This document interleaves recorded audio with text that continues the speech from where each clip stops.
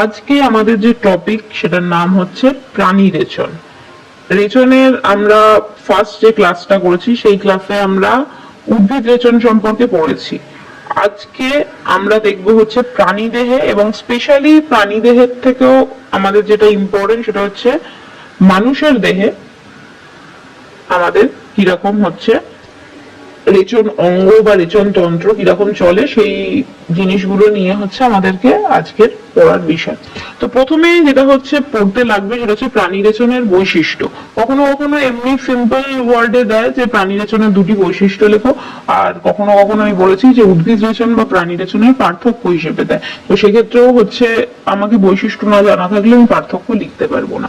তো প্রাণী রেচনের প্রথম এবং প্রধান যে পার্থক্যটা হয় সেটা হচ্ছে যে প্রাণী রেচন অনেক বেশি, মানে বিশেষ করে রেচন পদার্থ যেটা উৎপন্ন হয় সেটা কি হয়, অনেক বেশি ক্ষতিকারক। ঠিক আছে, তো প্রথম পয়েন্ট হচ্ছে এটাই যে এটা অনেক বেশি ক্ষতিকারক। এবং কি সেকেন্ড, আমরা দেখেছিলাম যে উদ্ভিদ যে রেচনটা হয় সেই উদ্ভিদ রেচনের একটা অর্থকরী ভূমিকা রয়েছে।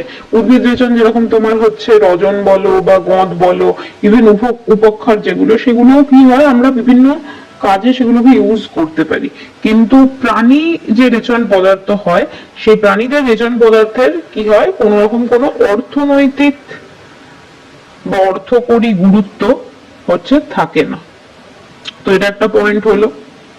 থার্ড পয়েন্ট কি, থার্ড পয়েন্ট হচ্ছে আমরা উদ্ভিদে রেখেছিলাম যে উদ্ভিদের যে রেচন সেটার একটা নির্দিষ্ট ওদের কোনো অঙ্গ থাকে না। মানে উদ্ভিদের রেচনের ক্ষেত্রে এটা হয় আইদার ফল খসিয়ে দিল বা তোমার হচ্ছে পাতা ঝরিয়ে দিল গাছ, কিংবা তোমার হচ্ছে তুমি গাছকে একটুখানি ধরো গাছের পাতা তুমি যদি ভাঙো সেখান থেকে তোমার হচ্ছে হয়তো তরুক্ষীর বেরোতে পারে বা গঁদ বেরোতে পারে।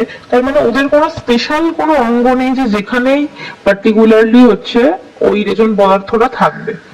জেনারেলি মানে মোটামুটি ওরা গাছের বিভিন্ন জায়গাতে হচ্ছে কিছুক্ষণের জন্য ওটা সঞ্চয়ী যে ওদের গহ্বর থাকে, আমরা প্রত্যেকটা কোষের ভেতর পড়েছিলাম না, কোষের ভেতর কি থাকে, একটা ভ্যাকুওল থাকে। উদ্ভিদ কোষে কি হয়, সেই ভ্যাকুওলটা বড় হয়। কেন উদ্ভিদ কোষে সেই ভ্যাকুওলটা বড় হয়, কারণ ওই রেচন পদার্থগুলো সব হচ্ছে কোষের ভ্যাকুওলে জমা থাকে। তো ফলে যেটা হয় যে সেই ভ্যাকুওল থেকে মানে প্রত্যেকটা কোষেই যেহেতু থাকে তাই জন্য কোনো নির্দিষ্ট অঙ্গ থাকে না। কিন্তু প্রাণীদের ক্ষেত্রে এটা একটা 3 নম্বর এবং খুব ইম্পর্টেন্ট পয়েন্ট, সেটা হচ্ছে প্রাণীদের কি হয়, নির্দিষ্ট রেচন অঙ্গ রয়েছে। ঠিক আছে, তাহলে এই কটা হচ্ছে তোমার মেন বৈশিষ্ট্য। এটা হচ্ছে আমাদের প্রথম মানে জানতে লাগবে। এরপর কি জিনিস জানতে লাগবে, এরপর হচ্ছে আমরা তো মানুষের রেচনটা তো পড়বো, ওটাই আমাদের মেনলি সিলেবাসের মধ্যে আছে, কিন্তু তা সত্ত্বেও আরো 4টে হচ্ছে আমাদের মানে প্রাণীর নাম এবং সেই প্রাণীদের কিছু স্পেশাল টাইপের যদি রেচন অঙ্গ থেকে থাকে সেই রেচন অঙ্গের শুধু নামগুলো হচ্ছে লাগে, রেচনের ভূমিকা সেরকম ভাবে পরীক্ষায় দেয় না। তো কি কি সেই সব প্রাণীগুলো, প্রথম প্রাণীটির নাম হচ্ছে অ্যামিবা। অ্যামিবার আমরা শরীর দেখেছি, অ্যামিবা তো এরকম তোমার হচ্ছে কোনো অনির্দিষ্ট একটা এরকম মানে কোনো আকার নেই, এরকম একটা দেখতে। তো ওদের দেহে কি হয়, ওদের দেহের মধ্যে এরকম একটা হচ্ছে ভ্যাকুওল থাকে। এই ভ্যাকুওলের মধ্যে যা এখানে তোমার ধরো রেচন পদার্থ যা তৈরি হয় সেগুলো এসে সব হচ্ছে এই এর ভেতরে তোমার হচ্ছে ফিউজ হয়ে যায়। ঠিক আছে, তো অ্যামিবার এই যে মানে ভেতরে যে ভ্যাকুওলটা থাকে বা যে কোষ গহ্বরটা থাকে ওটাই হচ্ছে ওদের রেচন অঙ্গের নাম, মানে ওটাই ওদের রেচন অঙ্গ। ওদের রেচন অঙ্গের নাম কি, তো আমি এখানে হচ্ছে রেচন অঙ্গটা লিখি। তো রেচন অঙ্গের ওদের যেটা নাম সেটার নাম হচ্ছে সংকোচনশীল গহ্বর। ঠিক আছে, তোমাদের পরীক্ষায় প্রশ্ন কিরকম দেয়, তোমাদের পরীক্ষা এটা আইদার এমসিকিউ হিসেবে মানে অপশন দিয়ে কোয়েশ্চেন দিতে পারে যে নিচের মধ্যে কোনটি হলো অ্যামিবার রেচন অঙ্গ বলে, তোমার অপশন থাকবে বিভিন্ন রকম, বৃক্ক, ট্রাকিয়া, নেফ্রিডিয়া, আর একটা থাকবে হচ্ছে সংকোচনশীল গহ্বর। তো তোমাকে এরকম ভাবে প্রশ্ন দিতে পারে বা প্রশ্নটা উল্টো দিকে ঘুরিয়ে দিতে পারে যে সংকোচনশীল গহ্বর কোন প্রাণী দেহে দেখতে পাওয়া যায়। তো দুই ভাবেই হচ্ছে তোমাকে মনে রাখতে হবে। সেকেন্ড কাকে লাগবে, সেকেন্ড যাকে লাগবে সেটা হচ্ছে কৃমিদের ক্ষেত্রে। কৃমির মধ্যে স্পেশাল হচ্ছে আমাদের যেটা মনে রাখতে হবে সেটা হচ্ছে চ্যাপ্টা কৃমির ক্ষেত্রে।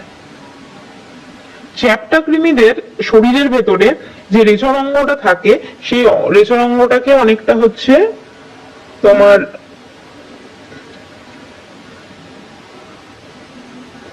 এইরকম একটা ফুলের ইয়ের মতো দেখতে, আর ঠিক ওটার উপরে এইরকম হচ্ছে ওর রেচন অঙ্গটা দেখতে। রেচন অঙ্গটাকে দূর থেকে দেখলে মনে হবে যেন ওটা একটা কোনো আগুনের শিখার মতো জ্বলছে, ঠিক আছে। তো ওই ওখান থেকে ওর নামটা কি দিয়েছে, ওর নাম দিয়েছে হচ্ছে শিখা কোষ। শিখা কোষেরই তুমি ইংলিশ করো পরীক্ষা, কারণ দুটোই দেয়। শিখার ইংলিশ হচ্ছে ফ্লেম, কারণ আগুনের শিখা, তো ফ্লেম। আর কোষের জায়গায় হয়ে যাবে হচ্ছে সেল, ঠিক আছে। পরীক্ষা দুটোই দেয়। এইটাই হচ্ছে টিচারদের সব থেকে পছন্দের, অ্যামিবার থেকেও পছন্দ হচ্ছে চ্যাপ্টা কৃমি। তো চ্যাপ্টা কৃমির রেচনাঙ্গের নাম কি? আইদার শিখা কোষ, কারণ কখনো কখনো পরীক্ষায় কি করে বাংলাতে দিয়ে দেবে যে শিখা কোষ কার রেচনাঙ্গের নাম, বা তোমাকে বলে চ্যাপ্টা কৃমির রেচনাঙ্গের নাম কোনটা, বলে অপশন দিল, অপশনের মধ্যে ফ্লেম সেল দিল না, দিয়ে তোমার শিখা কোষ দিল। বা কারোর যদি বইতে শিখা কোষ থাকে, অনেক সময় অপশনে হচ্ছে ফ্লেম সেলটা থাকে, তাই জন্য দুটোই হচ্ছে মনে রাখতে পারলে বেটার, ঠিক আছে। বোঝাতে পারলাম। এরপরে যে প্রাণীটির নাম আছে সেটা হচ্ছে কেঁচো। কেঁচো হচ্ছে টিচারদের পছন্দের আর একটা জিনিস। তো চ্যাপ্টা কৃমি আর হচ্ছে কেঁচো, এই দুটো বেশি আসে, অ্যামিবাটা তুলনামূলকভাবে একটু কম আসে। আর পরে আর একজন আছে, তার নামও হচ্ছে আমরা দেখবো। তো কেঁচো, কেঁচোর যে রেচন অঙ্গটা আছে, যেটা আমাদের ফার্স্ট যে চ্যাপ্টারটা আছে, কেঁচো কোন তোমার পর্বভুক্ত প্রাণী? তো কেঁচো হচ্ছে আমাদের অ্যানিলিডা পর্বভুক্ত প্রাণী। তো অ্যানিলিডাতে তুমি যদি ওখানে বৈশিষ্ট্য দেখো, ওখানে বৈশিষ্ট্যর মধ্যে পেলেও পেতে পারো যে কেঁচোদের মানে ওদের একটা নির্দিষ্ট হচ্ছে রেচন অঙ্গ আছে। অ্যাকচুয়ালি ওই গ্রুপটারই সবারই হচ্ছে রেচন অঙ্গের নাম হচ্ছে নেফ্রিডিয়া। নেফ্রিডিয়া। তো এটা ইংলিশ বাংলা একটাই নাম, নেফ্রিডিয়াই বলে, ইংলিশেও নেফ্রিডিয়াই বলে। তো কেঁচোর যদি আমরা দেহ দেখেছি, কেঁচোর দেহ কিরকম হয়? কেঁচোর দেহ হচ্ছে এরকম এরকম এরকম তোমার হচ্ছে একটা এরকম সেগমেন্ট অনুযায়ী থাকে।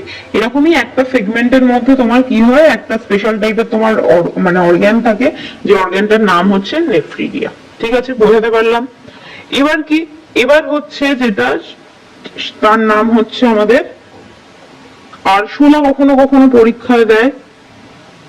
আর আরশোলা থেকে এটা খুব ভালোভাবে মানে বললে হয়, সেটা হচ্ছে পতঙ্গ, কারণ আরশোলা নিজেও পতঙ্গের মধ্যেই পড়ে। তো ওই জন্য স্কুলে কখনো কখনো পাকামি করে, যেটা সেটা হচ্ছে যে কখনো কখনো তোমাকে ডাইরেক্ট বলবে যে আরশোলার রেচনাঙ্গের নাম কি, কখনো কখনো বলে দেয় পতঙ্গের রেচনাঙ্গের নাম কি। বা পতঙ্গের মধ্যে আরেকটা তোমাকে তোমাকে বললো, ধরো আমাদের ওই যে কি বলে বাটারফ্লাই মানে প্রজাপতির রেচনাঙ্গের নাম কি। তো তোমাকে শুধুই একটু খেয়াল করতে হবে যে জিনিসটা পতঙ্গ কিনা। যদি পতঙ্গ হয়, সব পতঙ্গেরই হচ্ছে রেচনাঙ্গ কিন্তু আমার মানে যেই রেচন অঙ্গটা লিখবো সেটা। এটা কিন্তু আবার ভুল করে মানে মাকড়সা ফাকড়সা বললে সেটা লিখে দিও না, মাকড়সা কিন্তু পতঙ্গ না, ঠিক আছে। মাকড়সাও আর্থ্রোপোডার মধ্যে পড়ছে, মানে গুলিয়ে ফেলো না। আর্থ্রোপোডার ভেতরে একটা হচ্ছে গ্রুপ আছে, যাদেরকে বলা হয় ইনসেক্ট বা পতঙ্গ। পতঙ্গ কাদের বলবো? যাদের হচ্ছে পা আছে এবং হচ্ছে ডানা আছে, এটা একটা খুব মানে ইম্পর্টেন্ট জিনিস। এবং পা গুলো জেনারেলি কিছু রকম ভাঁজ খাওয়া পা হয়, এবং স্ট্রেট পা হয় না। তো আমরা মাকড়সার ক্ষেত্রে হয়তো পা গুলো ভাঁজ খাওয়া হয়, কিন্তু মাকড়সা যেহেতু ডানা নেই, তাই পতঙ্গটা হবে না। পতঙ্গ কারা হবে? মশা মাছি, এরা হচ্ছে পতঙ্গ হবে, ঠিক আছে। একটু খেয়াল করে ওটা হচ্ছে লিখবে। তো আরশোলা বা পতঙ্গ শ্রেণীর যেসব প্রাণীদের ক্ষেত্রে ওদের যে রেচনাঙ্গটার নাম, ওই রেচনাঙ্গটার নাম হচ্ছে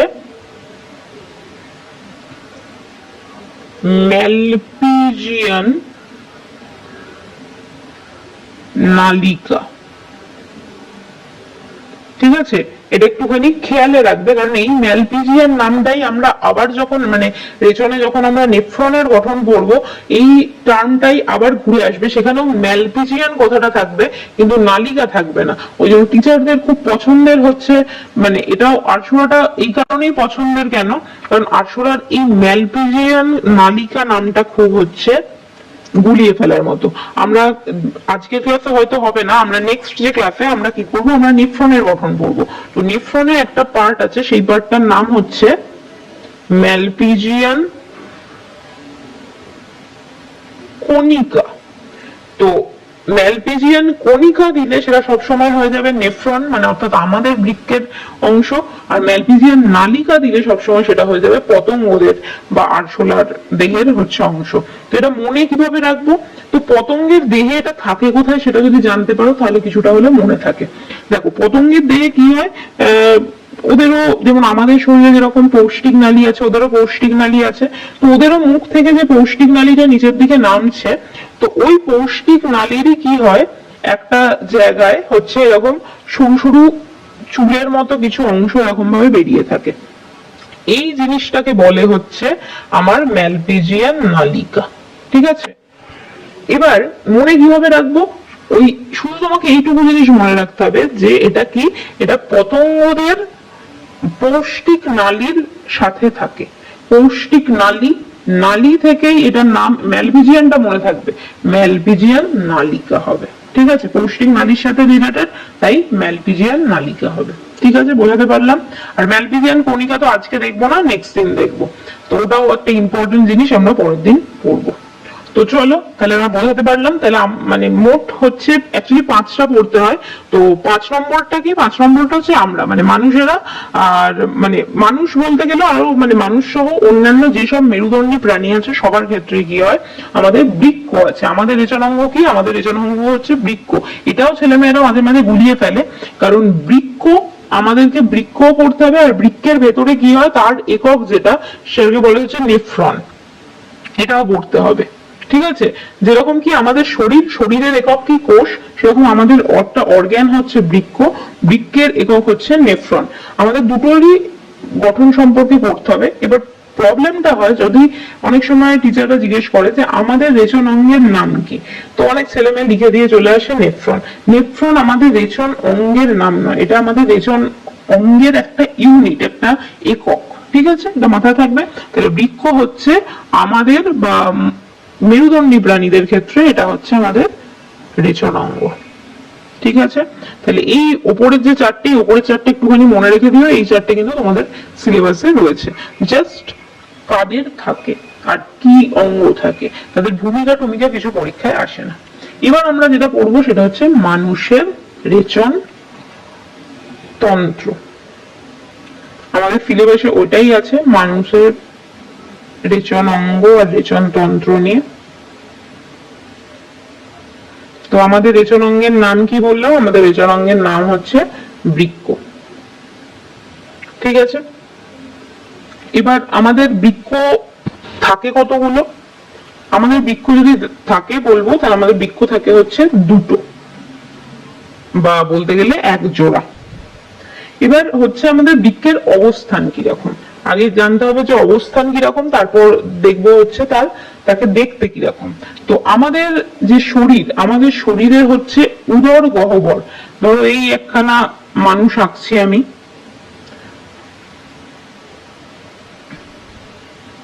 তো মানুষের ক্ষেত্রে কি হয়, এই যে উপরের যে পোর্শনটা থাকে, ঠিক আছে, এখান থেকে এর হাত বেরিয়েছে ধরো। ঠিক আছে, একটা হাত ছোট একটা হাত বড়। ঠিক আছে, তো এইখানটায় কি হয়, এখানে থাকে হচ্ছে ওর ফুসফুস, এখানে থাকে হচ্ছে হৃৎপিণ্ড। ঠিক আছে, আর এর তলাতে এই যে জিনিসটা, এটাকে কি বলে, এটাকে বলে হচ্ছে ডায়াফ্রাম বা মধ্যচ্ছদা। এটার পরেই যে অঞ্চলটা শুরু হয়, সেই অঞ্চলটাকে কি বলে, সেই অঞ্চলটাকে বলে হচ্ছে আমাদের উদর গহ্বর। এখানে মেনলি আমাদের কি থাকে, এখানে মেনলি আমাদের থাকে হচ্ছে অগ্নাশয়, ক্ষুদ্রান্ত, মানে সব নাড়িভুড়ি সংক্রান্ত জিনিস সব হচ্ছে আমাদের এই উদরে থাকে বা পেটের ভেতরে থাকে, সোজা কথা। এবার এই ওই নাড়ি ভুঁড়িকে যদি আমি সরাতে পারি, ঠিক আছে, মানে নাড়ি ভুঁড়িটার পেছনের দিকে কি থাকে, ওখানে থাকে হচ্ছে আমাদের দুটো বৃক্ক। ঠিক আছে, এখান থেকে এরকম ভাবে দুটো এরকম নালীর মতো নেমে আসে, জিনিসটা এরকম হচ্ছে দেখতে হয়। ঠিক আছে, তো এটা হচ্ছে ভেতরের দিকে থাকে। এর উপরে হচ্ছে আমরা যেটা তোমাদের ওই কি বলে ডাইজেস্টিভ সিস্টেম মানে পৌষ্টিক তন্ত্র যে পড়েছি, পৌষ্টিক তন্ত্রটা এর উপরের দিকে থাকে। ঠিক আছে, আমি একটা অ্যানিমেশন দেখিয়ে দেবো, তাহলে তোমাদের একটুখানি ওটা বুঝতে সুবিধা হবে। ঠিক আছে, তাহলে বুঝতে পারলে যেটা কোথায় থাকে, তো এটা থাকে হচ্ছে আমাদের উদর গহ্বরে। ঠিক আছে, আর এটা ঠিক মানে অ্যাকচুয়ালি তোমার যদি আরো মানে ভালো করে অবস্থানটা বলতে পারো বলতে চাও, সেটা হচ্ছে কি আমাদের মানে পৌষ্টিক তন্ত্রের পেছনে, কিন্তু আমাদের পেছনের দিকে যে মেরুদণ্ড আছে তার সামনের দিকে, এটা ঠিক হচ্ছে মাঝখান অবস্থায় তোমার হচ্ছে মানে থাকে। ঠিক আছে, এবার হচ্ছে বৃক্ষটার গঠন আমাকে দেখতে হবে। তাহলে বৃক্ষ কতগুলো থাকে? হচ্ছে এক জোড়া থাকে। এবার জেনারেলি বৃক্ষের ছবি যেটা আছে, মানুষের রেচনতন্ত্র বলে যে ছবিটা আছে, সেইটা একটুখানি হচ্ছে তোমাদের মানে পড়তে হবে। তো মানুষের রেচনতন্ত্র আঁকতে গেলে প্রথমেই যেটা হচ্ছে আঁকতে হবে, তো আমি এখানে হয়তো একটুখানি আমার আঁকাগুলো একটু টেনে রেখে যাবে। তো প্রথমেই যেটা হচ্ছে আঁকবে এরকম শিম বীজের মতো হচ্ছে দুটো, দুদিকে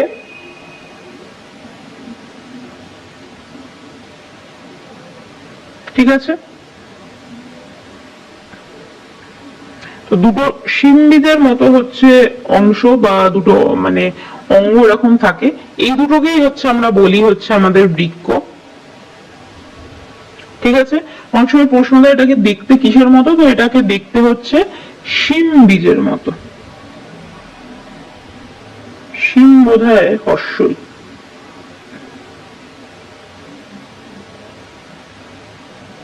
তো শিম বীজের মতো হচ্ছে এটা দেখতে। এটার একটা তোমার হচ্ছে ওয়েট আছে, ওয়েট ফোয়েট দিয়ে কোনো কিছু জানার দরকার নেই। পরীক্ষায় মাঝে মাঝে মানে পরীক্ষায় এইসব জিনিস আসে না যে একটা বৃক্ষের ওয়েট কত, মানে এটা বইতে দেওয়া আছে কিন্তু পড়তে লাগবে না, এইসব জিনিস আসবে না পরীক্ষায়। এবার কি হয়, জেনারেলি হয় যেটা যে মানে পুরুষদের বৃক্ষটা একটু ভারী হয়, মহিলাদের একটু হচ্ছে হালকা হয়। আর একটু যদি ভালো করে যদি দেখা যায়, এখানে যদি আমার ছবিতে সেরকম ভাবে কিছু বোঝা যায় না, বোঝা যায়নি, তোমার যে বইয়ের যে ছবিটা আছে একটু যদি খেয়াল করে দেখো, এই যে এই দিকের যে বৃক্ষটা সেটা আমার মানে মানে এটা কোন দিকের বৃক্ষ হবে, তোমাদের দেখছো যে এটা হচ্ছে ডান দিকের, কিন্তু এটা হচ্ছে অ্যাকচুয়ালি বাম বৃক্ষ। ঠিক আছে। আর এই দিকে যেটা আছে সেটা হচ্ছে ডান দিকের বৃক্ষ। জেনারেলি কি হয়, ডান দিকের বৃক্ষের হাইটটা একটুখানি হচ্ছে নিচে হয়। ঠিক আছে। কখনো কখনো টিচারদের খুব মানে এটা ফেভারিট কোয়েশ্চেন হয়, তোমরা যদি তোমাদের সহায়িকা টহায়িকা থাকে বা তোমাদের ওই কোয়েশ্চেন ব্যাংক থাকে, তোমরা এই প্রশ্নটা পেলেও পেতে পারো যে কেন বাম বৃক্ষটা ডান বৃক্ষ থেকে একটুখানি উপরে অবস্থিত হয়। মানে কি জিনিসটা এখানে দেখো, এখানে ছবিটা দেখলে কিছুটা বুঝতে পারবে। আমি যদি দুটোকে একটা মানে লাইনের মধ্যে টানি, দেখবে এর যে পোর্শনটা এটা কিছুটা উপরের দিকে উঠে থাকে। তো মাঝে মাঝে প্রশ্ন দেয় যে এটা কেন। এটার কারণ এটাই যে আমাদের এইখানে একটা অর্গান থাকে, সেই অর্গানটার নাম কি, তার নাম হচ্ছে লিভার। তো লিভার হচ্ছে আমাদের শরীরের মধ্যে সব থেকে বড় অর্গান।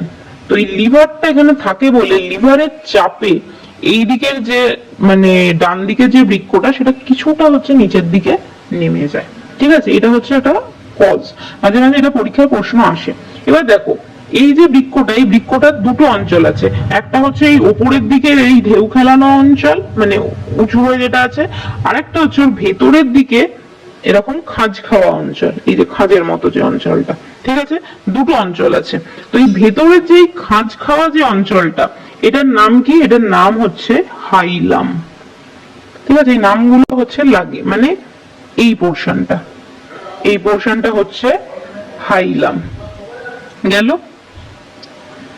এবার কি হয়, এই হাইলামটার কেন ইম্পর্টেন্স কি, এই হাইলাম থেকে হচ্ছে দুটো জিনিস বেরোয়। এইখান থেকে এই দিকের হাইলাম থেকে একটা অন্য কালিতে করি, এই দিকের হাইলাম থেকে একটা এরকম ভাবে জিনিস বেরোচ্ছে, আবার এই দিকের হাইলাম থেকে এরকম ভাবে একটা জিনিস, নালির মতো বলতে পারো, টিউব টাইপের জিনিস হচ্ছে বেরোয়। ঠিক আছে, তো জিনিসটা এরকম ভাবে দাঁড়াও, তো এইরকম ভাবে জিনিসটা হচ্ছে এরকম ভাবে নিচের দিকে নামছে। ঠিক আছে, বুঝতে পারলে। এবার এই যে জিনিসটা নিচের দিকে নামলো, এর নাম কি, এর নাম হচ্ছে গবিনী। একটু অদ্ভুত অদ্ভুত নাম, কেন এরকম নাম দিয়েছে আমি আমার কোনো আইডিয়া নেই। তো এটাকে বলে হচ্ছে গবিনী। ঠিক আছে, গবিনী এসে পড়ে হচ্ছে একটা থলির মতো জায়গায়, এই এই যে থলির মতো জায়গায় এসে যে এটা পড়ছে, এই থলির মতো জায়গাটাকে কি বলে, এটাকে বলে হচ্ছে আমাদের মূত্রাশয়। আর মূত্রাশয়ের একদম এই সামনের ওপেনিংটাকে বলে কি, এটাকে বলে হচ্ছে মানে এই যেটা নালীর মতো জিনিসটা এটা নামছে, এটাকে বলে হচ্ছে মূত্রনালী। অ্যাকচুয়ালি এই ওপরেরটাকে মূত্রনালী বলে, একদম মুখটাকে মূত্র ছিদ্র বলে। তো মূত্রনালীর গুলো অসুবিধা নেই। ঠিক আছে, বোঝাতে পারলাম। তো এই হচ্ছে আমার বেসিক, আমার শরীরে যে বৃক্ষটার মানে জিনিস সেটা হচ্ছে এই মানে আমাদের যে রেচন অঙ্গটা সেটা হচ্ছে এই। এবার তুমি বলবে যে রেচন অঙ্গ যদি বৃক্ষ হয় তাহলে এই সব বাকি জিনিসগুলো আঁকার কি দরকার। দেখো শুধুমাত্র বৃক্ষের কাজ যেটা, যে ও রেচন পদার্থ তৈরি করে, তো সেই কাজের জন্য ওটা আমার রেচন অঙ্গ। কিন্তু শুধু রেচন পদার্থ তৈরি হলেও তো হয় না, সেটাকে আলটিমেটলি সেটা কোথায় গেল, মানে সেটা কি ওই দেহ থেকেই থেকে তো উড়ে যাবে না, তো ওটা আলটিমেটলি যেখানে গিয়ে স্টোর হয়। তো এটা কি হয়, এখান থেকে যত তোমার হচ্ছে মূত্র ধরো এখানে তৈরি হলো, তো মূত্রগুলো কি হবে, সব এই গবিনী দিয়ে নামবে, তো গবিনী দিয়ে নামতে নামতে এটা কোথায় এসে জমা হবে, হচ্ছে মূত্রাশয়ে কিছুক্ষণের জন্য জমা হলো, তারপর আলটিমেটলি এটা কি হয়, মূত্রথলি দিয়ে মূত্রনালী দিয়ে হচ্ছে এটা বেরিয়ে যায়। ঠিক আছে, বোঝা গেল? তো এই মানে তোমাকে এটা পরীক্ষায় মাঝে মাঝে আসে, এটা এখনো শেষ হয়নি, কিছুটা এটা হয়েছে, তাহলে এই পরীক্ষায় কিন্তু এই ছবিটা লাগবে। এবার দেখো, মূত্র তো মানে তৈরি যে হচ্ছে সেটা কি হয় অ্যাকচুয়ালি, আমাদের শরীরে যেসব মানে রক্তের মধ্যে আমরা সংবহন করেছি, সংবহনে কি ব্যাপারটা হচ্ছে, যে সংবহনে প্রথমে তো খাবার গিয়ে হচ্ছে কোষে কোষে পৌঁছে দিলে, তারপর কি করছে রক্তটা হচ্ছে যেসব দূষিত পদার্থ আছে সেগুলোকে হচ্ছে গ্রহণ করে। ওকে, সেগুলোকে গ্রহণ করে কোথায় নিয়ে যাবে, আলটিমেটলি হৃৎপিণ্ডে নিয়ে যায়, কিন্তু হৃৎপিণ্ডই নিয়ে ওগুলোকে করবেটা কি, হৃৎপিণ্ড নিয়ে গিয়ে ওগুলোকে আবার কোথায় পাঠিয়ে দেয়, যেগুলো কার্বন ডাই অক্সাইড সেগুলোকে তো পাঠিয়ে দিলে হচ্ছে ফুসফুসে, যেগুলো কার্বন ডাই অক্সাইড ছাড়া অন্যান্য যে দূষিত পদার্থগুলো আছে সেগুলোর কি ব্যবস্থা হয়, সেগুলোকে পাঠায় হচ্ছে এই কিডনিতে। তার মানে এই কিডনি বা বৃক্ক, এখানে আমার আলটিমেটলি কিন্তু হচ্ছে সেই রক্তের মানে রক্তই কিন্তু আসবে, কারণ রক্ত থেকে তো জিনিসটাকে আমি ছাঁকবো, তাই না?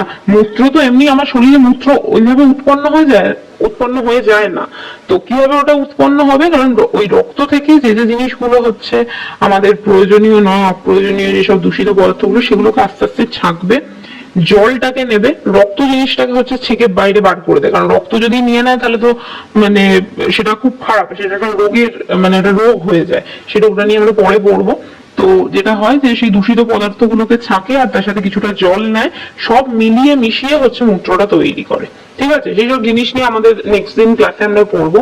তো আজকে তাহলে কি হলো ব্যাপারটা, যে আমাদের এই যে মানে বৃক্ষ, এখানে তাহলে কি হবে, আমার নিশ্চয়ই এখানে কোনো রক্তের শিরা বা ধমনী এসে থাকবে, মানে এখানের সাথে কানেক্টেড থাকবে, নয়তো বৃক্ষটা রক্তটা পাবে কোত্থেকে।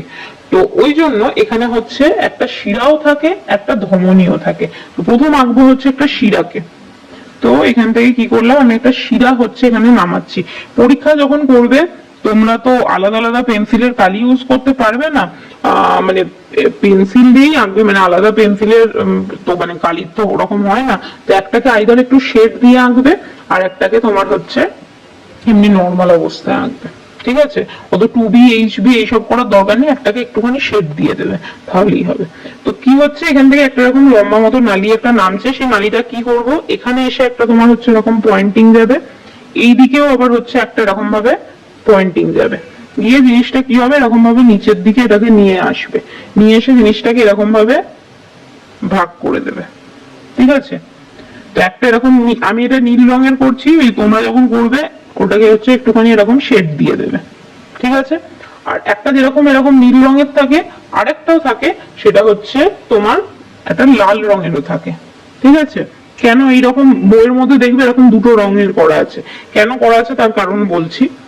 তো এটাও সেম ব্যাপার, একটা এই দিকে আসবে, একটা হচ্ছে এই দিকে যাবে। ঠিক আছে, তারপর আবার এটা নিচের দিকে নামবে এরকম ভাবে, নিচের দিকে নেমে জিনিসটা হচ্ছে এরকম ভাবে ভাগ হয়ে যাবে। ঠিক আছে, একটু এখানটা একটু আমার ডবল লাইন হয়ে গেল, তো ব্যাপারটা দেখতে অনেকটা এরকমই হবে। তো তোমরা বাড়িতে কয়েকবার প্র্যাকটিস করবে, এখানটা এই জায়গাটা যদি একটুখানি মানে বড় হয় তাহলে জিনিসটা হচ্ছে খুব সহজে এটা হয়ে যাবে, কারণ আমার এখানে হচ্ছে এই স্কেল ফেল তো ইউজ করা যাচ্ছে না, তাই আমি খুব একটা সুন্দরভাবে আঁকা সম্ভব হচ্ছে না, একটুখানি এই যে একটুখানি করে করে বেঁকে ঠিক যাচ্ছি। ঠিক আছে, বোঝাতে পারলাম?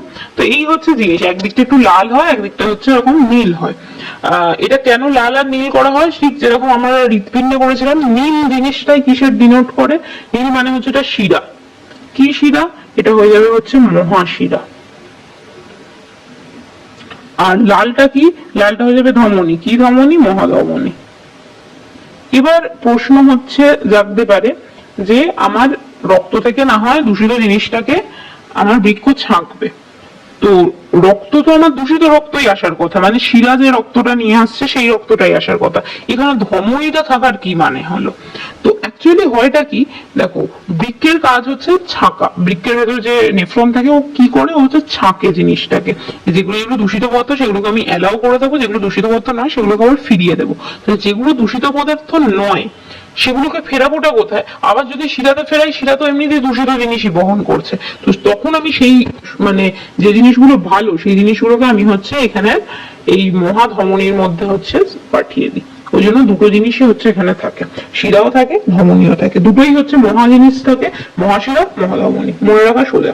এরকম কোনো ব্যাপার নেই যে তুমি এই যে এইদিকে আমি শিরাটা মানে এইদিকে ডান দিকে এঁকেছি বলে, মানে এই সাইডটা এঁকেছি বলে শিরাটাকে এইদিকেই থাকতে হবে সেরকম কোনো ব্যাপার নেই, তুমি চাইলে এইদিকেও আঁকতে পারো, কিন্তু ওই একটাই ব্যাপার যে শেডটা কিন্তু ঠিকঠাক ভাবে দেবে, একটা হয়ে যাবে যেটা মহাধমনী সেটা একটুখানি ক্লিয়ার হবে, আর শিরার ক্ষেত্রে এরকম একটুখানি দাগ দাগ করে দেবে বা একটু শেড দিয়ে দেবে, ঠিক আছে?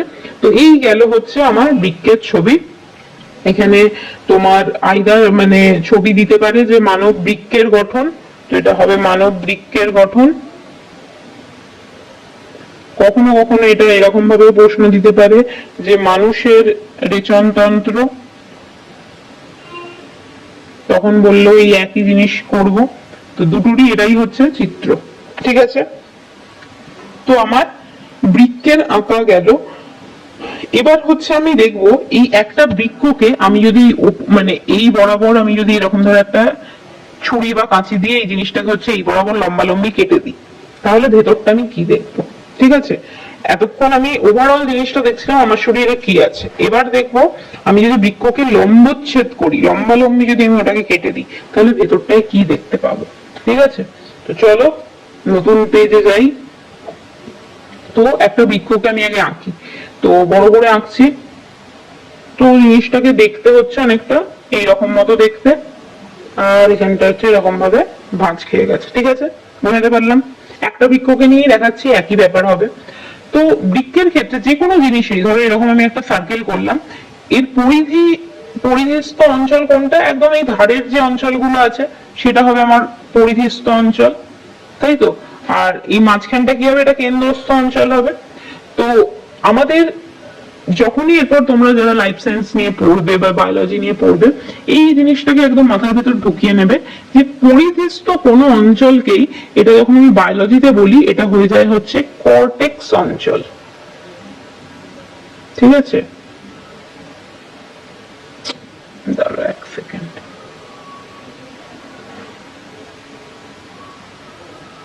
কর্টেক্স, ঠিক আছে? যেটাই পরিবেষ্ট যে অঞ্চলটা থাকে তাকে বলা হয় কি, তাকে বলা হয় হচ্ছে কর্টেক্স অঞ্চল। আর ভেতরের যে তোমার কেন্দ্রস্থ যে অঞ্চলটা থাকে তাকে কি বলে? তাকে বলে হচ্ছে মেডুলা অঞ্চল, বা কিছু কিছু বইতে এটাকে মেডালা অঞ্চলও বলে, একই ব্যাপার, ঠিক আছে? অ্যাকচুয়ালি এটা ইংলিশে লেখা হচ্ছে MEDULLA, কেউ এটাকে মেডুলা বলে, কেউ এটাকে মেডালা বলে, কিছুই নেই, বইতে যেটা আছে সেটা লিখবে, অসুবিধা কিছু নেই। তো কি বললাম তাহলে, যেটা তোমার হচ্ছে পরিবেষ্ট যে অঞ্চলটা হয় সেটা হয়ে যায় সবসময় কর্টেক্স অঞ্চল। আমরা দেখবে যখন ওই মূল দিয়ে তোমার জল শোষণ হয়েছিল, মূলেরও দেখবে কর্টেক্স অঞ্চল ছিল, কর্টেক্স অঞ্চল মানেই হচ্ছে এটা একদম পরিধির দিকে থাকে। তো এখানেও যদি আমি বৃক্ষটাকেও দেখি তাহলে দেখো বৃক্ষের এই যে অঞ্চলটা আছে, বাইরের দিকের যে অঞ্চলটা আছে, তাহলে এই অঞ্চলটাকে আমি কি বলতে পারি? এটা হচ্ছে আমার কর্টেক্স অঞ্চল, ঠিক আছে? আর ভেতর দিকের এই যে অঞ্চলটা আছে ইয়েতে, সেটাকে আমি কি বলতে পারি? সেটাকে আমি বলতে পারি হচ্ছে মেডালা অঞ্চল। ওকে, ক্লিয়ার হলো এখানটা যে কর্টেক্স কোনটা, মেডালা অঞ্চল কোনটা।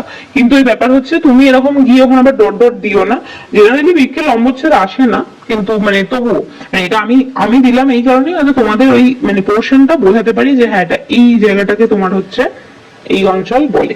এবার আচ্ছা, আমরা হৃৎপিণ্ডের ক্ষেত্রে পড়েছিলাম কি, হৃৎপিণ্ডের যে কভারিং যে আবরণী, তার নাম কি? হৃৎপিণ্ডের আবরণীর নাম হচ্ছে পেরিকার্ডিয়াম। এবার এখানে মাঝে মাঝে প্রশ্ন দেয় যে আমাদের এই বৃক্কের আবরণীর নাম কি? তো বৃক্কের যে আবরণী তার নাম হচ্ছে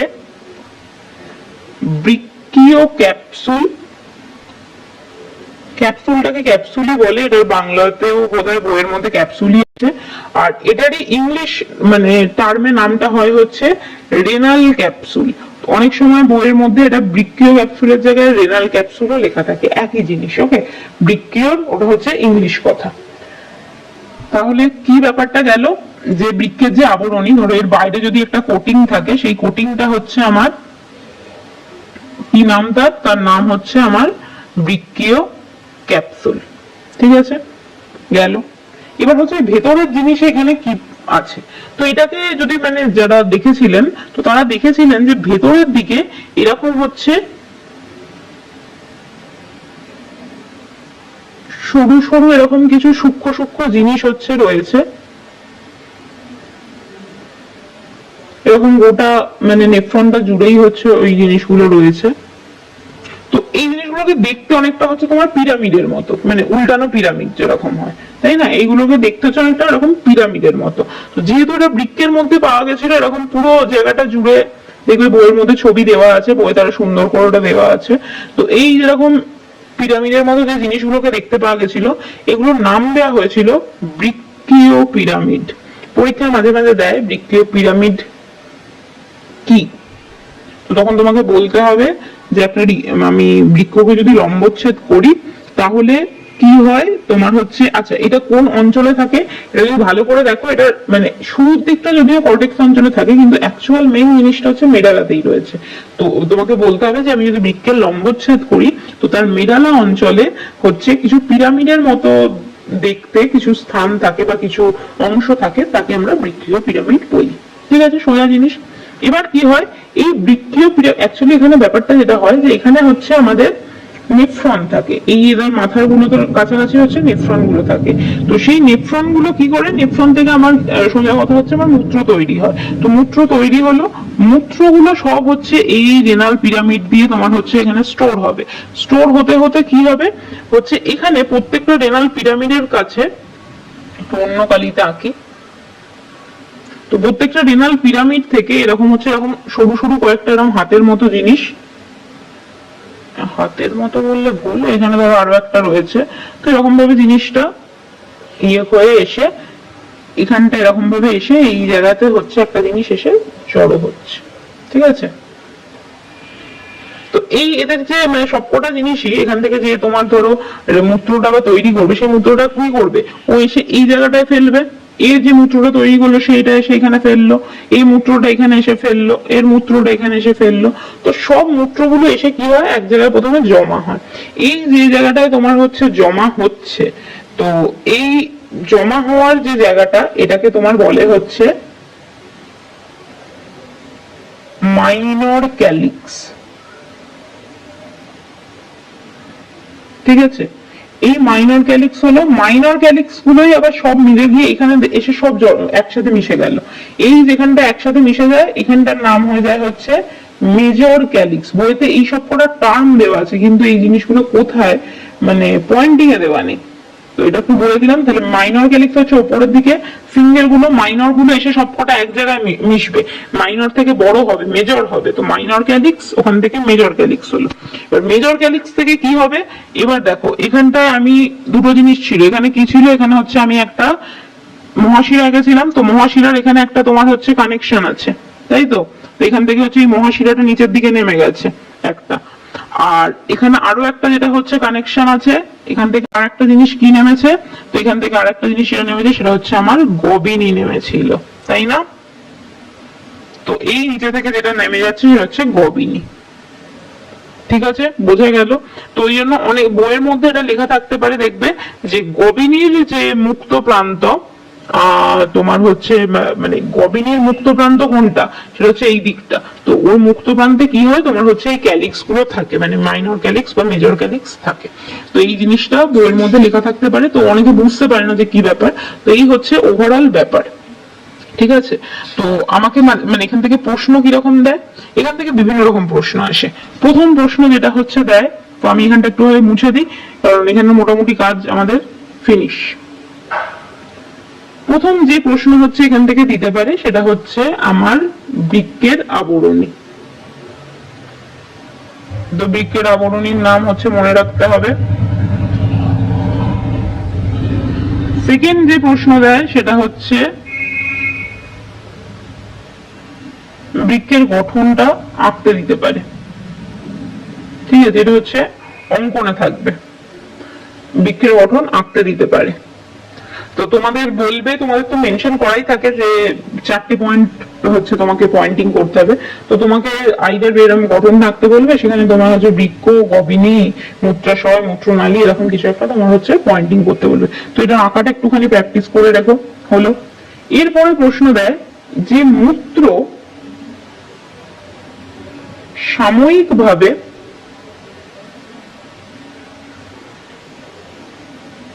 কোথায় সঞ্চিত হয়? তো আমি বললাম কি, এই আমার হচ্ছে বৃক্ক, বৃক্ক থেকে জিনিসটা কি হয়, গবিনী নামলো, নেমে কোথায় এসে স্টোর হয়ে থাকলো, এই জায়গাটায় স্টোর হয়। খ জিনিসটার নাম কি বললাম, এটা হচ্ছে মূত্রাশয়। তাহলে কোথায় সাময়িক ভাবে স্টোর হয়ে থাকে, সেটা হচ্ছে মূত্রাশয়। মূত্রাশয় থেকে আলটিমেটলি জিনিসটা তো হচ্ছে বাইরে বেরিয়ে যাবে মূত্রনালী দিয়ে। তো ওটা সাময়িক ভাবে কোথায় সঞ্চিত হয়, সেটা হচ্ছে মূত্রাশয়। আরেকটা প্রশ্ন দেয়, বৃক্ক থেকে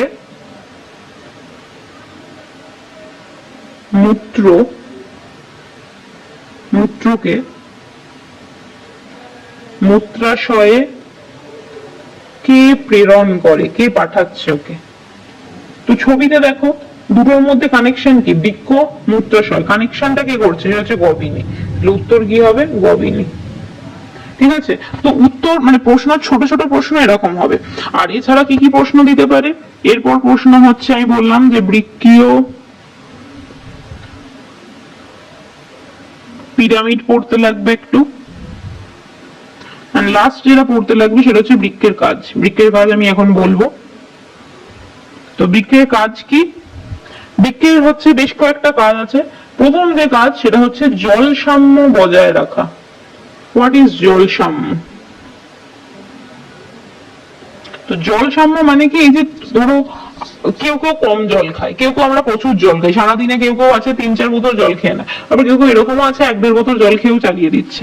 তো স্বাভাবিকভাবে হওয়া উচিত যেটা, যে মানে যার রেচনের ক্ষেত্রে, তো মানে রেচনের ক্ষেত্রে তো জলের সেরকম ভাবে আমরা জানি কি, যে যত জল খাবো তত হচ্ছে বাথরুম যাব। তো ব্যাপারটা এটাই হয় যে শরীরে আমাদের জলের একটা নির্দিষ্ট ব্যালেন্স আছে। তুমি যদি তার থেকে বেশি জল খাও তাহলে কি হবে, তোমার বাথরুম তাড়াতাড়ি যেতে হবে। তার মানে কি, বৃক্ক বেশি করে করে জলকে তোমার হচ্ছে মূত্রের মাধ্যমে প্রেরণ করে দিচ্ছে। আর যারা কম জল খায় তারা কম যায়, কারণ তাদের জলটা হচ্ছে বেশি স্টোর করে রাখে। কে রাখে? বৃক্ক রাখতে সাহায্য করে, কারণ বৃক্ক যেটা দরকার নেই সেটাকে মূত্রতে পাঠিয়ে দিল, যেটা দরকার সেটাকে তো আবার ফিরিয়ে দেয় শরীরে। তার মানে প্রথম যেটা হচ্ছে কি, জল সাম্য বজায় রাখে।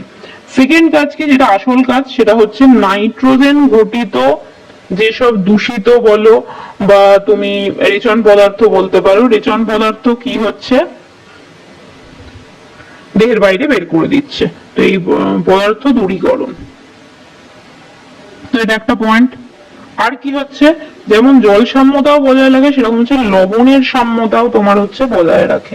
আমরা যখন পরের দিন পড়বো মূত্রতে মানে বিভিন্ন রকম কি কি জিনিস থাকে, তো মূত্রের মধ্যে তোমার হচ্ছে লবণ কিছু কিছু তোমার হচ্ছে থাকে। তো আমাদের বডিতে যখনই এক্সেস লবণ হয়ে যায়, স্পেশালি হচ্ছে যেটা আমাদের NaCl বা খাদ্য লবণ, তো এক্সেস NaCl কি করে, বাইরে বার করে দেয়। ঠিক আছে, একটা নির্দিষ্ট লেভেল আমার শরীরে লাগে, সেইটুকু রেখে দিই, বাকিটা হচ্ছে বাইরে বার করে দেয়। তো লবণের যে সাম্যতা সেটাকেও হচ্ছে বজায় রাখে। ঠিক আছে, বোঝাতে পারলাম?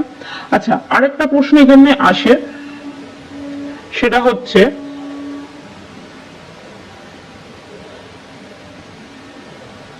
বলবে যে বৃক্কের কোন অঞ্চল থেকে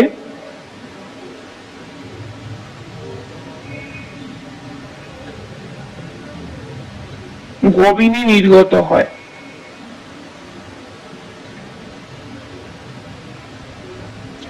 তো অ্যাকচুয়ালি আমি বললাম কি, এইরকম হচ্ছে ছবিটা, এখান থেকে তোমার গবিনী নির্গত হয়।